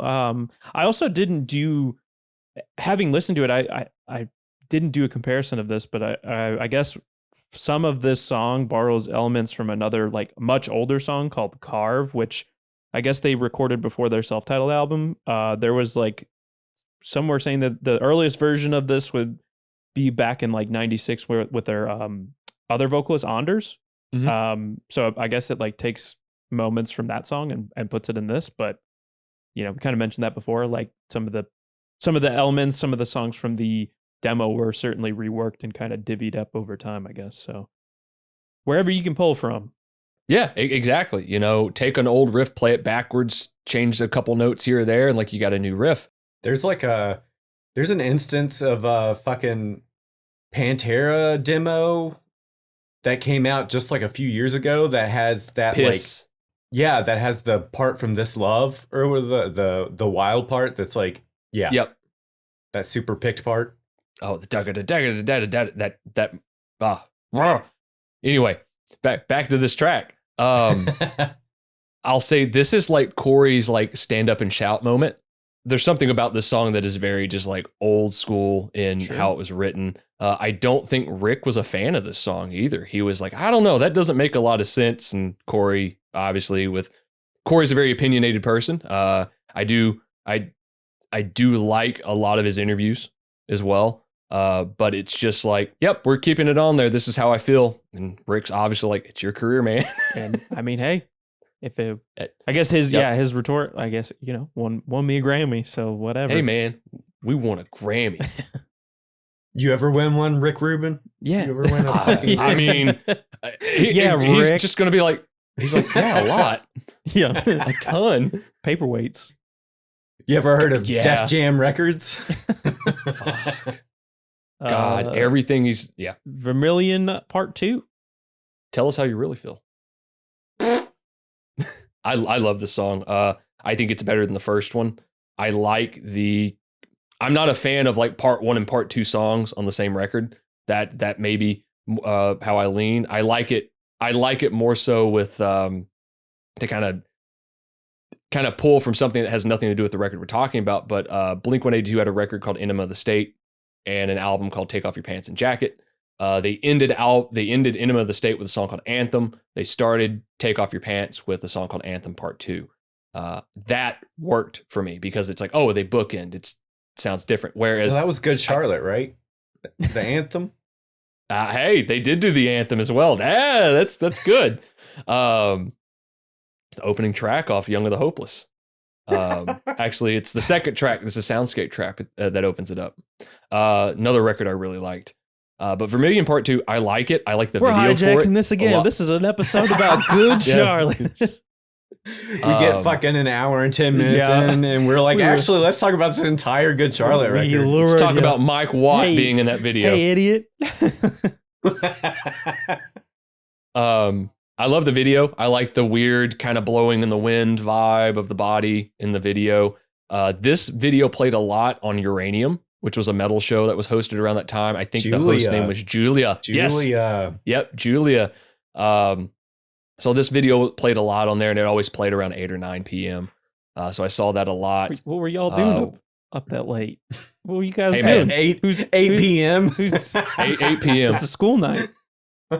What's the awful Peter Griffin line from their Star Wars spoof?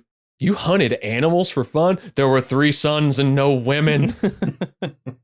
I love this song. I think this really highlights the vocals. It really highlights some of the keyboard playing because Craig and Sid are kind of buried on this album a lot because it is just kind of a straightforward metal record.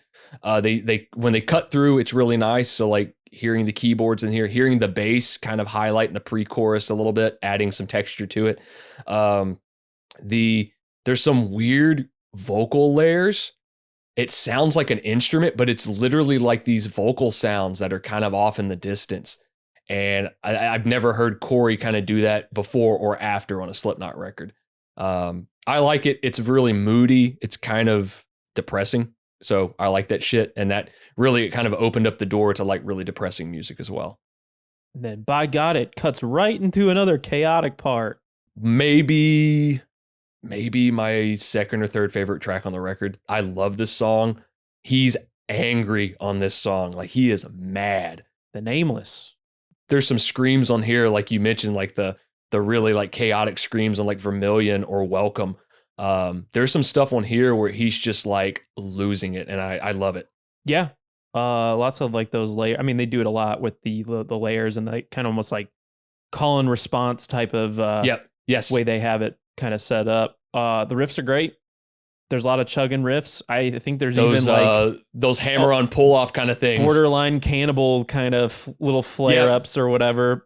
Really cool. That was a metalcore thing for many years later. There you go.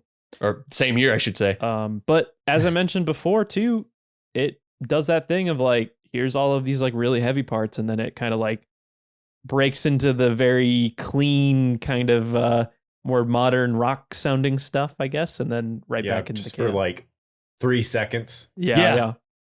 I love the structure of this. It kind of does what Vermilion did, where it does a snippet of the chorus. Then later it does a little bit longer of the chorus. And then the last chorus that ends the song is just like, bah, right out the gate. The chorus set has a very Dream On kind of vibe. That is, it's very like, it's just the guitar and how the vocals are. It's very Dream On-esque. Between how the chorus are, I think there's a scream at 1:26 minutes in that is, I think, the angriest scream on the record to me. I mean, he is just letting loose on there. I put the choruses get a little bit more bombastic each time it's played. This technically wasn't a single for this record, but it was a single for the live album, which is pretty wild to think about. Like the live album is like this 2-disc live. I bought it. I mean, it sounds like the band live. It's live, I guess. I'm sure there's some editing to it. I like the spooky bridge. It's the carnival fucking keyboard. I love that. I like that. I love it. Joey is like drums all on that bridge right into the breakdown that kicks in. It's just woof. There's a really weird like unsettling effect too with the breathing or whatever that's going on or something like that. I was like, shut up. It's making me feel weird. Hey man, which is it was effective. Yeah. It was effective.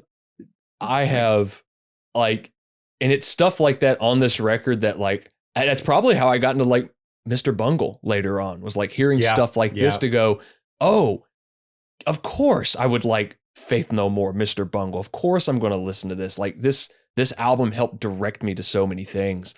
That part did specifically make me think of like the carnival part of the Carnival Faith No More song from Angel Dust. RV? Yeah.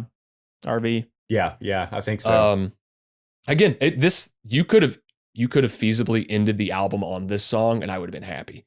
Me too. I would have been happier. You could have ended it on this one and just a fast one, but I do kind of like the juxtaposition of ending it on this kind of ballady kind of thing, because it starts out very much in that same vein. But I don't want to skip a track. I have mentioned to you guys many times that I do not necessarily care for this track at all. It's the only thing on this album that really makes me think of like, it's the only song that sounds dated to me. It sounds like it's dated for the time. It sounds kind of like the vocal approach on it. It's buried in the mix. It's got that distortion. I guess this is the Radio Effect song you were mentioning earlier. It's all over it, but like this definitely is on it. It's like soupy thick on this one. I can keep going about how I don't care for this song. Of all songs to be pulled off the album, this would be it for me. It's you certainly have a time. I remember when I was just a boy, we used to watch the Stomp video on VHS. They'd pull in a cart with the TV on it, and they'd show you how to make noises with it. Right. It kind of sounds like that a little bit. There's some like feedback with and it's like panned really weird. I don't like this track particularly. I think mainly because there's really not enough to like sink your teeth into, and like anything with the vocals, like, even if it's like we kind of talked about before, like maybe the riff isn't the main thing, so it's the vocal part, but the vocal part's too fucking muddled and like you can't even discern what's happening to really get anything out of it. So it's there's I agree. I think you could kind of just gloss over this one. I appreciate the effort. There's two riffs on it. The riff at the end is like, it's like a new level, but not as good. it's got that pinch in there, and that's about all I remember from it. This is the one thing, even as a kid, I was like, I don't like this track at all. Like hearing it at 14, and I've been listening to this thing for 20 years, and I can never get through it. I listen to it because I like listening to the record as a whole. I even thought listening to it on vinyl for the first time, it was going to sound different, or maybe it would finally catch. Nope, it didn't. And I can't get past it. The band has written a lot of songs. I think even with the debut or the self-titled and Iowa, they're not necessarily perfect records to me. There's some really good songs on each of them. And this one might be the closest for me that is closest to a perfect record that this band has to me. Not just because it's full of singles, but not just because of my bias to it, but it feels like everything on here cohesively feels more cohesive, I guess. Everything feels more cohesive on this. And that this is the one track that kind of ties it as like, that's the kind of, that is the of Wolf and Man. That is the Don't Tread on Me. That is the My Friend of Misery or something like that. Yeah. Just like it doesn't have to be there. It's like good effort. Glad you guys did it. I doubt the band ever touches this track. But then you get the album closer. You get Danger, Keep Away. And I like it. I like how it kind of fades into it. I like the weird vocals at the beginning of it. I like the fact that it is basically just like Corey keyboards and some soundscapes, essentially. Corey's vocals carry it. Sounds like Alice in Chains harmonies. Yeah, absolutely. And he's kind of the standout on this record to me. His vocals are different. They push his melodies really hard. He was pushing hard on this one. And I love this track. And this was one of the first tracks I listened to an interview of his where he started getting really personal, and it had a lot to do with like recovery. And this is one of the first ones he really started writing with that in mind.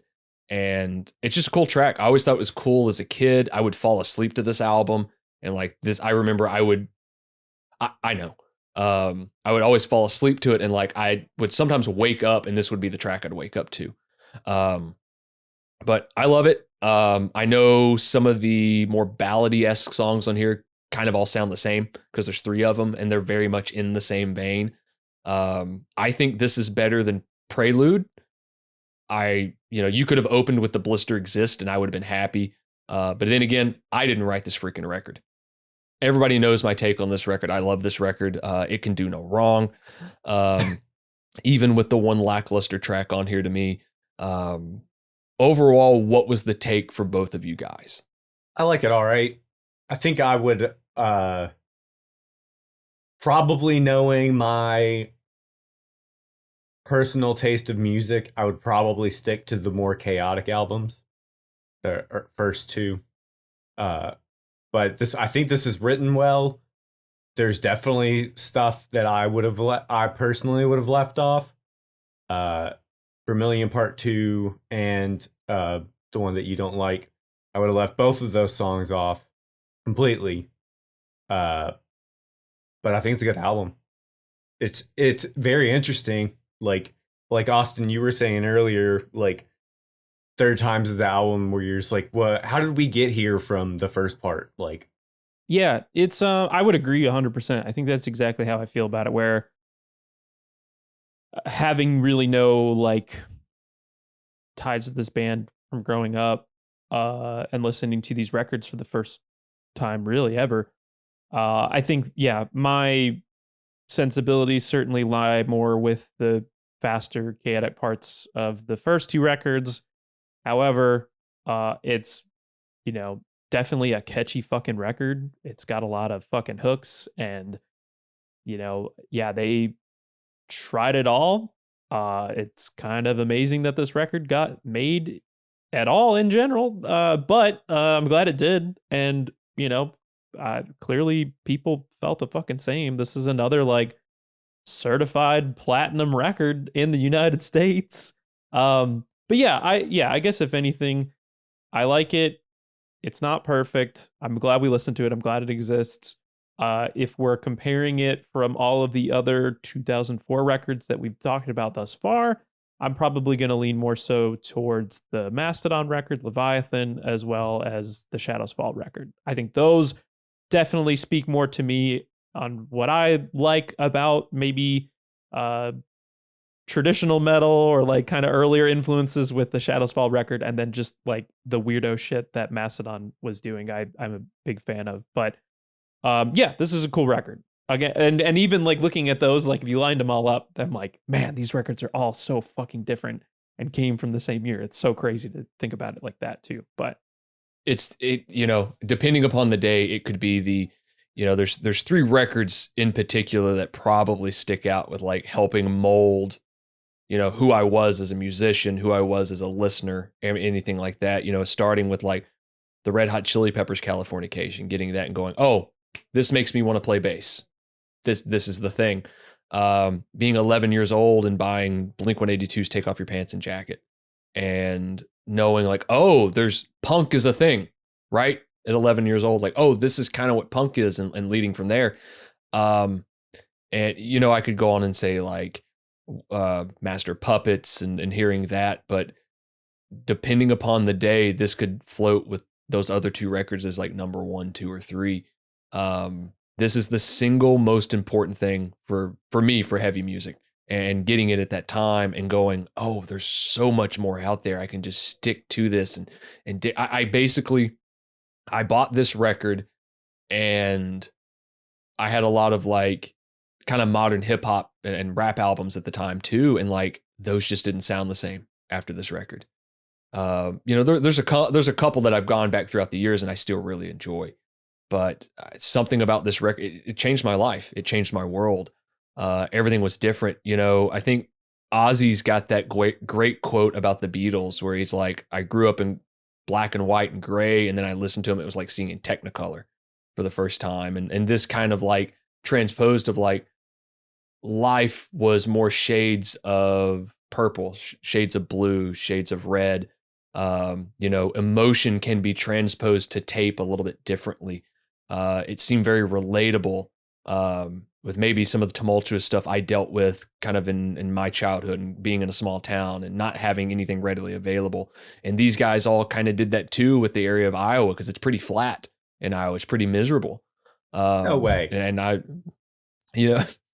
and I grew up in the armpit of, and I grew up in the armpit of the South. Des Moines' a place, that's for sure. So yeah. And seeing this and honestly seeing how I was kind of treated for being a fan of this type of music after I got into this, and I started to dress differently. I looked differently at that point, and seeing how I was treated by some of like my classmates at the time, and different people making different comments and all of that. And it's like, you know what? I made the right fucking choice. I think this album, aside from my personal bias towards it, it's the Slipknot record that was released at the right time for the right crowd. It's definitely the Slipknot record written for that new wave of American heavy metal crowd. They still had aspects of new metal in this record. Like they're still writing Slipknot riffs. Like it's there. It's not going anywhere. Like that's always going to be part of their kind of sheath, their utility belt to say. And a lot of people give this band shit because they're in Mask. It's like, who cares? Like every band's got a gimmick to an extent, to some varying degree. It's like, who cares? If it's good, fucking listen to it. And a lot of people, and I'm not saying everybody has to say it's good, and that's not how I measure if something's good or not. This is just a really important record to me. A lot of other people seem to think it was important too. The band maybe shies away from it as much. Tumultuous time, maybe a really hard time for them. They still played like the hits from it, I'm sure. But I mean, the band did a shitload of touring for this record, a shitload of touring. And I don't want to like gloss through this, but it all kind of ties to that Subliminal Verses like tour in total. Like, they were headlining the second stage on Ozfest. They were the only non-rotating band on the second stage. So they were kind of having to prove themselves again. They weren't even main staging. Matter of fact, I don't know if Slipknot ever truly played the main stage for the entire tour. I think they're in 99 or 2000, they were on second stage. I think for Iowa, they were only on second or main stage for a couple dates. And then in '04 they do this tour. So they were on the same stage with your Lamb of Gods, your Killswitch Engage, your Shadows Fall. Like they were hanging out and grilling and partying with those guys, which is hilarious to think about. They did a variation of the Jägermeister music tour with Chimera and Fear Factory, which is wild to think about. They did some stuff with Metallica on the festival circuit. There's actually a great bit where there's a great show where Lars was sick, like couldn't make the show. Joey filled in on like a couple songs. He and Dave Lombardo filled in on a couple songs. I think Joey might have done Whiplash.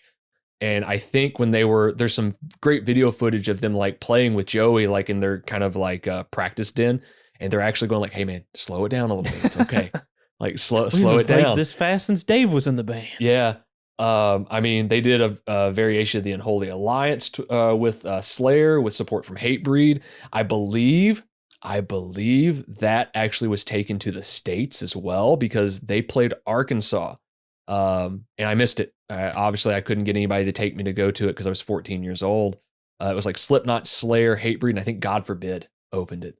Damn it, Bonnie. Which would have been pretty wild. Different strokes kind of thing. They did a Canadian tour with Killswitch Engage and Unearth. They did more festivals. They did an arena tour in the States with Lamb of God and Shadows Fall. They were taking out younger bands. They were taking out the new shit. These were buddies they had made on those Ozfest shows. They were doing a lot of great things. There's some stuff with the Subliminal Verses tour. By the time it ended, I think the band was really burnt out again. Paul had to kind of step away for a few days. He missed some dates. I think Jim was in a really rough headspace at that time too. I think he was on board with he almost bought a ticket to leave the band in dealing with all that. Again, a tumultuous time for the band. It bred a lot of success for the band. I think Iowa will always overshadow this album. And I think this is just, this further cemented the band for what they are today. They could have released just Iowa and self-titled and would have been a classic band in the genre, right? I think this is the album that pushed them to that upper echelon and they're probably one of the most important heavy bands of the last 25 years. There really hasn't been a band that has headlined like they did and became kind of a brand like they have. They've outlasted a lot of bands. They helped usher in a lot of youthful bands, and they're still doing it to this day. I mean, they're doing their 25th anniversary tour right now. They're playing the self-titled record. They have Knocked Loose opening for them.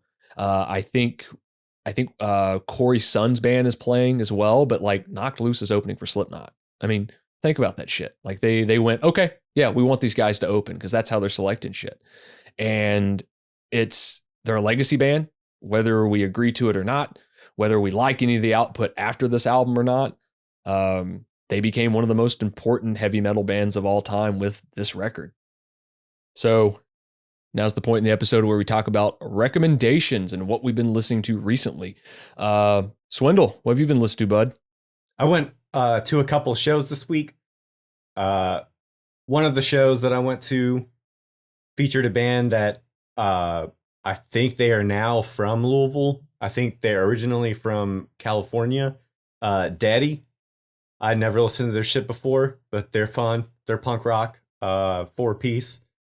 I had a lot of fun watching them, and I listened to their album the next day. The self-titled, I guess it maybe is a full length. It's 6 songs, but it's like 12 or 15 minutes or something. A lot of fun, fast, punky stuff. I only got one as well. We listened to this record, and I definitely needed something that was light and maybe not. It's probably equally sad, but in a different way. I'm talking about Tony Molina, his record from 2022 titled In the Fade. It's out on Summer Shade Records, which I believe is an offshoot of the label Run for Cover.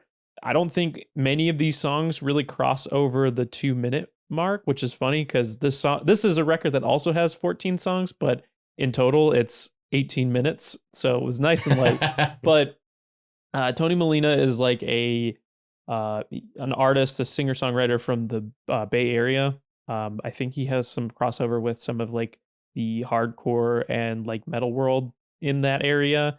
But he writes a lot of stuff that feels like Laurel Canyon type of like acoustic stuff that is very short. There's a lot of hooks, and there's like a lot of almost like kind of classical kind of scales that he seems to be using. I don't know enough about music theory to really put a name to it, but really great guitar records, really great songwriting. Definitely check it out. In the Fade, Tony Molina. So I'm the idiot that continued to dive down this aggressive and extreme, rabbit hole. So Austin and I had talked off air about looking into what we're going to talk about the end of the year, like some of our favorites. And lo and behold, I had mentioned like, hey, there's still another record coming from this band, Defeated Sanity.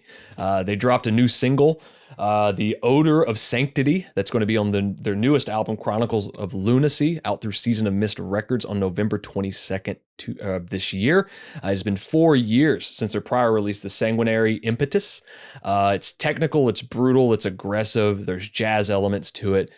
This is a band that I have been a massive fan of since 2013. I love this band. If you like unintelligible vocals, you like blast beats, you like weird off-kilter shit, you're going to love this band a lot. Can't wait for this record. I'm sure it's going to be a short and just aggressive caveman knuckle-dragging album of epic proportions. All right, check that out. That's what we've been listening to as of late. You can follow us for any updates on this show, Riff Worship Pod, Facebook, Instagram, and Twitter. We also have some official playlists that are updated pretty damn regularly, so you can check those out depending where you stream stuff, whether it's Apple Music with Hits from the Crypt, Riffs on Repeat on Spotify. Dylan also does a review show, reviews from the Dillbozer's Den, that you can find on YouTube. There's a bunch of different records. He just did one on Laceration, that is damn good. So check that out. You can also email us at riffworshippod@gmail.com if you want to reach out and say, hey, ask us any questions. Maybe we'll talk about it here. You can also comment and subscribe and rate us. That would really help us a lot. But until then, for me, for Dylan, for Swindle, you've been listening to Riff Worship. We'll see you next time. Bye.